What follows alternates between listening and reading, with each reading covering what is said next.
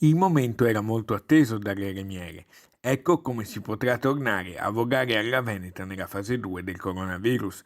La Regione Veneto nel suo sito internet ha reso noto le disposizioni. Finalmente abbiamo le risposte per sgomberare il campo delle perplessità e delle indecisioni per quanto riguarda i praticanti e gli appassionati della voga alla Veneta, la voga alla veneziana.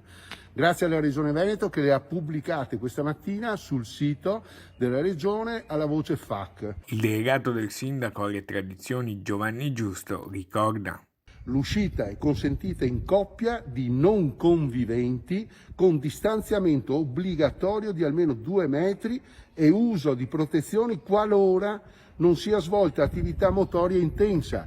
O meglio, la mascherina va messa magari per lo spostamento, per il periodo preparatorio, per il rientro, quando invece si va in affaticamento, quando si va praticamente nello sforzo fisico vero, la mascherina può essere anche tolta. Resta per il momento la chiusura della sede, perciò dai regatanti non potranno essere utilizzati spogliatoi, docce e servizi comuni. Ringraziamo la Regione Veneto e tutti quelli che si sono adoperati, va bene, abbiamo le risposte e credo che in tranquillità quello che ho recitato sono testuali parole delle risposte pubblicate sul sito della Regione, possiamo tranquillamente quindi procedere finalmente a quella che è la nostra attività, a quello che è il nostro orgoglio di vita sicuramente diversa ma straordinaria che ci fa sentire tutti veneziani e veneti.